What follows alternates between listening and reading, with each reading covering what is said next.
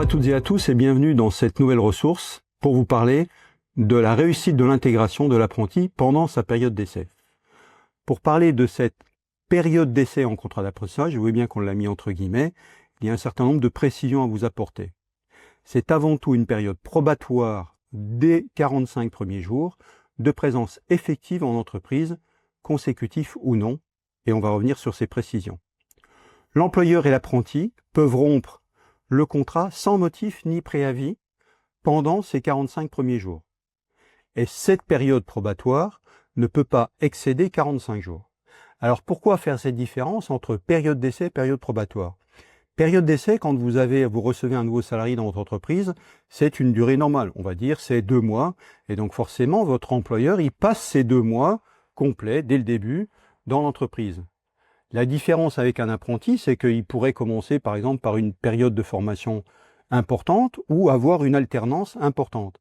Et donc c'est pour ça qu'on parle de période probatoire qui a la même fonction qu'une période d'essai dans un contrat de travail, mais pour être sûr que vous avez travaillé, vécu dans l'entreprise avec votre apprenti pendant au moins 1 mois et demi, qui correspond à 45 jours. Voilà pourquoi on parle de période probatoire de 45 jours de présence effective dans l'entreprise. Donc il se peut très bien que cette période d'essai, entre guillemets, se termine au bout de 3 mois du début du contrat, parce qu'il y aura eu des temps à l'école et des temps en entreprise. Voilà pour ces précisions sur la période probatoire. Maintenant, il y a multiples facettes à cette période probatoire, et pour l'instant, on va parler pour l'entreprise.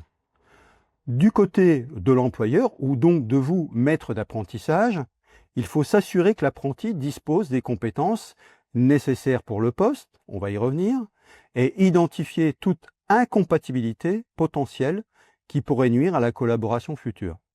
C'est exactement comme quand vous recevez un nouvel employé ou vous embauchez une nouvelle personne. Vous l'avez recruté en fonction de ses compétences, en fonction d'un certain nombre d'éléments, mais après il y a l'adéquation avec l'entreprise, avec le contexte de travail, avec l'équipe, etc., qui est importante. Et donc, comme un employé normal pour un recrutement, cette période probatoire sert bien évidemment à mesurer et à affiner toutes ces choses-là, ou à les ajuster, et on y reviendra après. Maintenant, du côté de l'apprenti, il y a un certain nombre de choses importantes aussi sur les multiples facettes de cette période probatoire. Je vous les énumère déjà dans un premier temps. Découvrir le métier dans les conditions réelles, on va voir pourquoi on parle de conditions réelles, appréhender les attentes de son nouvel environnement, renforcer les liens avec ses nouveaux collègues et vérifier si le poste proposé s'aligne avec ses ambitions professionnelles et le diplôme visé. Pourquoi tous ces points-là sont importants? Parce que là, vous recevez, ou en tout cas vous accueillez un salarié, puisque l'apprenti est salarié, mais un salarié particulier, qui est au début de sa carrière professionnelle. Peut-être que pour certains, c'est leur première vraie expérience professionnelle. Peut-être que certains ont fait des stages en entreprise, mais un stage en entreprise, il n'y a pas les mêmes enjeux que quand on est salarié et apprenti avec des missions plus significatives. Peut-être qu'il a déjà travaillé pendant les vacances, mais là, effectivement, vous voyez bien que l'apprenti, il faut qu'il intègre davantage et plus fortement les conditions réelles. C'est son premier contrat, pour certains, son premier contrat long, enfin au moins de 1 an, voire de 2 ans, pour certains apprentis. D'appréhender les attentes, enfin tout l'environnement, les liens avec les équipes, et là aussi, c'est demain, et ça fait partie de ses capacités d'adaptation, et c'est important de l'aider et de bien voir si effectivement il s'adapte bien. Et puis quand on parle de ses ambitions professionnelles et diplômes visés, certes il faut moduler aussi ses ambitions professionnelles, c'est normal qu'il ait des ambitions professionnelles, mais c'est par rapport aussi aux ambitions professionnelles et aux diplômes visés, c'est-à-dire par rapport aux missions que vous lui avez confiées, c'est de voir si effectivement ça correspond bien à ce qu'il va devoir produire pour présenter son mémoire de fin d'études. Ensuite, comment bien intégrer donc un apprenti et accompagner ses débuts? Dans un premier temps, il faut accompagner l'apprenti dans ses premières semaines pour sécuriser son adaptation. Certes, ça vous semble peut-être normal, voilà, mais si vous êtes là aussi aujourd'hui face à nous, c'est peut-être parce que vous avez déjà une attention toute particulière pour accompagner au mieux votre apprenti. Donc il y a des choses qui peuvent vous sembler peut-être un peu évidente, mais c'est important de bien répéter tous les points d'attention qu'il faut avoir. Et donc l'objectif de ce temps-là, ça sera de réaliser un bilan de fin de période probatoire. Donc nous allons cheminer ensemble dans cette ressource pour arriver à ce bilan de fin de période probatoire. Pour accompagner l'apprenti, dans un premier temps, il va falloir favoriser la compréhension du poste. Certes, là, et une fois de plus, j'insiste sur le fait que vous avez un salarié, un jeune débutant, et qui n'a peut-être pas encore beaucoup de connaissances par rapport aux missions que vous allez lui donner. Mais ça va être le travail de toute cette année ou de tous ces 2 ans, où au fur et à mesure, il va avoir les compétences, les apprentissages qui vont lui être apportés, et de faire l'adéquation avec les missions. Mais vous ne pouvez pas lui demander tout de suite de faire une mission qu'il sera capable de faire dans 1 an ou dans 2 ans, parce qu'il faut qu'il continue d'apprendre. C'est un salarié qui est en apprentissage, au sens large du terme. Les différents points pour favoriser la compréhension du poste, c'est rappeler ce que vont être les missions et leur programmation, on va y revenir, faire découvrir les tâches liées à chaque mission. Donc les missions, normalement, vous les avez validées avec son responsable pédagogique, c'est-à-dire l'enseignant-chercheur qui est responsable, que vous rencontrerez d'ailleurs au moins 2 ou 3 fois dans l'année. Ça, c'est le côté obligatoire dans le suivi d'un apprenti, c'est-à-dire une rencontre entre l'enseignant, le responsable de la formation, l'apprenti et vous-même, maître d'apprentissage. Et puis pourquoi après on dit faire découvrir les tâches liées à chaque mission? Ben là, il s'agit maintenant, effectivement, il y a une mission qui a un intitulé général, mais là maintenant, c'est d'expliquer le chemin. Donc tout ça va se détacher, va se disséquer, va se préciser en différentes tâches. Donc là maintenant, il faut commencer à tracer le chemin sur la carte et les carrefours et les points plus précis. Montrer concrètement aussi les méthodes de travail avec l'équipe. Ben effectivement, là aussi, peut-être que selon l'expérience de l'apprenti, il peut avoir plus ou moins d'expérience au travail en équipe. Et donc là, ça va être important aussi de bien l'intégrer dans l'équipe et on va repréciser ce point-là en particulier après. Encourager l'apprenti à poser des questions, reformuler et prendre des notes. Pourquoi? Parce que vous savez, quand on est plus jeune, vous vous souvenez sans doute, dans votre premier poste ou dans votre premier emploi, on arrive un peu plus timidement et donc on n'ose pas toujours poser des questions. Mais c'est un élément important de compréhension pour l'apprentissage. Donc il faut vraiment l'inciter à poser des questions et le solliciter, le stimuler pour avoir ce dialogue d'échange. Et donc, posez de votre côté pour stimuler ça. L'important, c'est que le maître d'apprentissage, vous posiez des questions ouvertes à l'apprenti. Voilà pour, dans un premier temps, le premier point, favoriser la compréhension du poste. Deuxième point, observer l'appropriation du poste. Je vous énumère un peu les différents points. Sa capacité à poser des questions, on vient d'en parler, mais ça fait partie ce qu'on appelle aujourd'hui les soft skills ou les compétences transverses ou de sa personnalité, comment elle s'adapte à l'environnement au milieu du poste. Sa capacité à prendre des initiatives, sa maîtrise de ce qu'il connaît déjà, donc des bases déjà transmises, c'est-à-dire avec quelle connaissance professionnelle par rapport aux missions que vous allez lui confier, ce qu'il connaît déjà, et de se dire, bon ben voilà, si aujourd'hui il doit arriver à ce niveau-là, que pour l'instant il a que ses connaissances de base, peut-être que vous pouvez lui en apporter, puisque non seulement il apprend à l'école, mais il apprend aussi beaucoup dans l'entreprise, donc il y a cet échange permanent, et c'est pour ça aujourd'hui qu'on veut renforcer ce lien. C'est aussi une manière de renforcer effectivement la cohésion, mais l'efficacité ou la durabilité de l'apprenti pour vous, sa bonne intégration, et le retour positif pour l'un comme pour l'autre, à la fois pour l'entreprise et pour l'apprenti, et pour vous, en premier lieu, maître d'apprentissage. Et le dernier point, c'est de bien veiller à son intégration au sein de l'équipe. Pour ça, il peut y avoir à un moment donné des signes de décrochage, qui sont soit du stress, si vous remarquez effectivement que le jeune semble un peu stressé, soit passif ou silencieux. Là, il faudra vous interroger, peut-être effectivement ressusciter le dialogue ou l'interroger davantage, parce que ça peut être des signes de décrochage ou en tout cas d'intégration en cours, ou en tout cas sur laquelle il reste beaucoup de choses à faire. Le troisième point, c'est faciliter l'intégration sociale au sein de l'équipe. Donc là aussi, c'est comme quand vous recevez un nouveau salarié, bien entendu, vous l'intégrez dans l'équipe, mais là, parfois, on peut avoir tendance un peu à voir cet apprenti comme étant un peu quelqu'un un petit peu à côté de l'équipe. Non, il faut vraiment le considérer comme quelqu'un faisant pleinement partie de l'équipe. C'est un salarié à part entière, qui est là, certes, en moyenne que 3 jours par semaine, mais c'est quelqu'un qui est là et qui remplit des missions réelles, et ça, vous en savez quelque chose.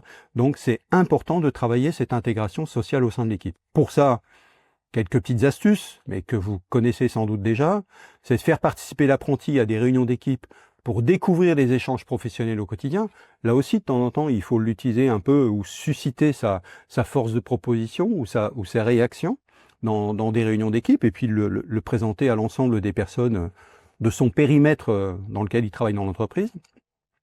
Présenter clairement les rôles de chacun dans l'environnement proche de travail. S'il a besoin, peut-être, il ne va pas solliciter que vous, sans doute. Il peut avoir besoin de ressources ou de poser des questions à d'autres personnes, et donc c'est important qu'il les identifie clairement.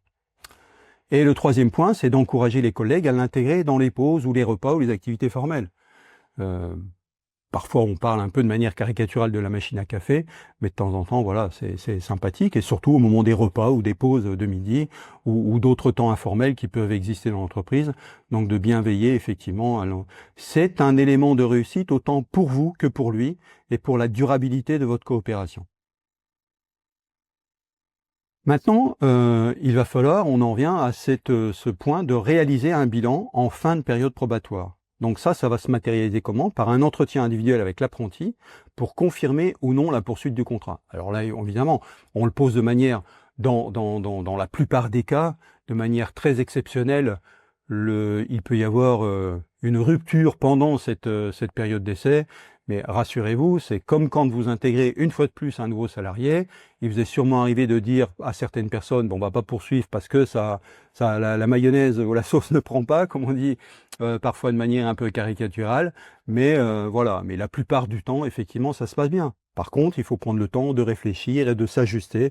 Ça, c'est important. Donc, c'est l'objet de cet entretien individuel, et on va le découper un petit peu pour vous outiller par rapport à cette première phase importante. Pour réaliser cet entretien, donc avant l'entretien, le maître d'apprentissage et l'apprenti prennent le temps de se positionner sur la poursuite du contrat.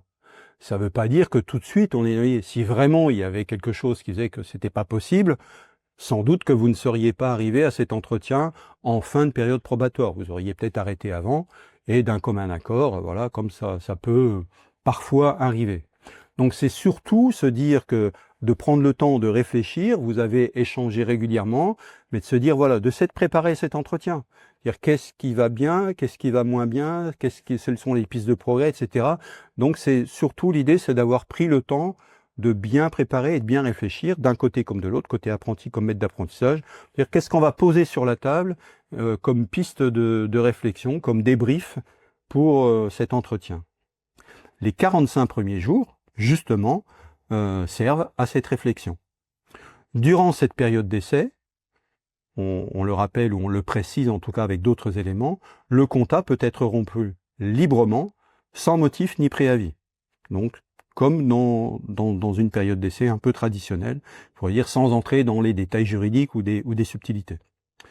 Au-delà des 45 jours, par contre, il faut savoir que la rupture reste possible, mais seulement dans certains cas.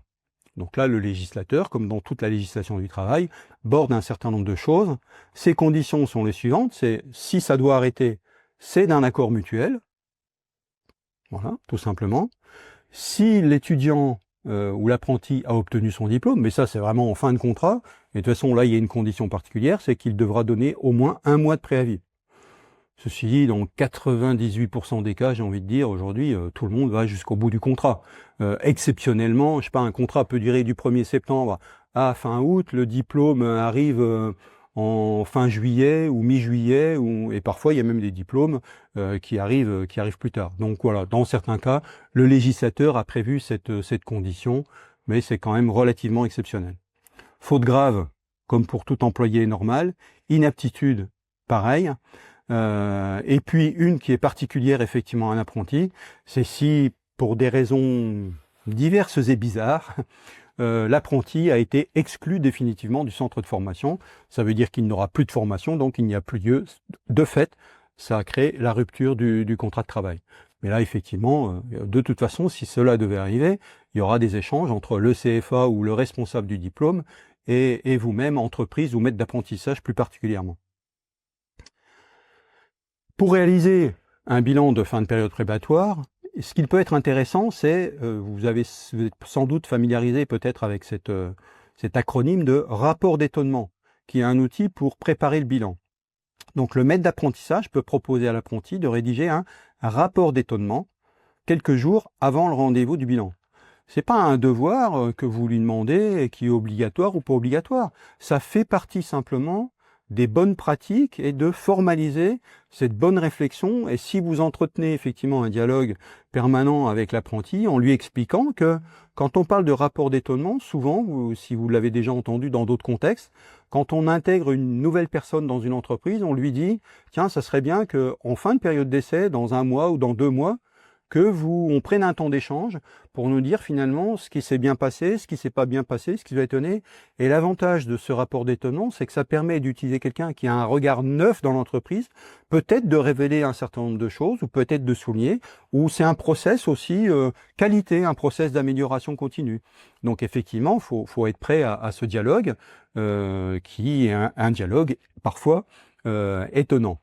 Donc dans ce rapport, l'apprenti peut y écrire ce qui l'a surpris ou interrogé, et là faut être prêt à entendre, c'est normal, c'est son ressenti. Il y a aussi, nous sommes des humains, il peut y avoir une part de ressenti, quelque chose qui est peut-être moins objectif que vous ne pourriez l'imaginer, mais c'est à entendre aussi. La manière dont il a été accueilli, intégré et encadré, mais ça on en a parlé, avec tout ce qu'il fallait faire, et puis on va retravailler cette question au fur et à mesure des différentes ressources. Sa compréhension du poste et des missions, peut-être voir si effectivement il ne subsiste pas des incompréhensions par rapport à ça, c'est le moment de réguler et de bien se repositionner. Les points positifs observés, mais c'est hyper important aussi, bien entendu, et les zones de difficulté et des suggestions d'amélioration. Voilà pour ces différents points, effectivement, que vous pouvez lui demander. Ça vous donne une trame de questions à lui poser en disant, voilà, fais-moi un petit rapport ça peut être 1 page, 2 pages, mais en tout cas, réfléchis à ces questions-là. Vous lui donnez ça peu de temps avant l'entretien de bilan de fin de période probatoire. Et tu lui dis, voilà, quand on a dit tout à l'heure que c'était important de réfléchir avant, c'est de dire, voilà les questions, les bonnes questions qu'il faut se poser, d'un côté comme de l'autre, d'ailleurs. Une fois de plus. Pour réaliser ce bilan, la première chose, c'est de planifier un rendez-vous dédié. C'est aussi important, ça fait partie du fait que vous montrez à l'apprenti que effectivement vous le suivez bien, vous le tracez bien, vous le soutenez bien. Voilà, vous mettrez tous les vocables que vous pouvez souhaiter. Donc prévenir l'apprenti à l'avance qu'il puisse se préparer, mais on a déjà vu un peu le contenu de cette préparation, faire le point sur ses premières semaines en entreprise et confirmer ou non la poursuite de contrat. C'est en général pas le moment où on se pose la question de se dire, c'est très rare qu'on arrive là, pour se dire, bon, finalement on arrête. Ça peut arriver, mais c'est quand même très exceptionnel. Si on en est déjà là, c'est qu'effectivement, c'est que globalement tout se passe bien, mais après, effectivement, il faut finir d'ajuster les pièces ensemble, si vous êtes dans un domaine de mécanique, ou de finir de bien mettre l'adéquation entre l'entreprise, vous et l'apprenti. Le deuxième point, pour préparer l'entretien, une fois de plus, on reliste un certain nombre de préconisations qui peuvent vous sembler évidentes, mais ça va mieux en le disant et en le rappelant. C'est tous les points d'attention, c'est tous les petits détails qui font que tout se passe au mieux, et c'est bien pour ça que nous avons développé cette approche et ces outils dont nous faisons part aujourd'hui.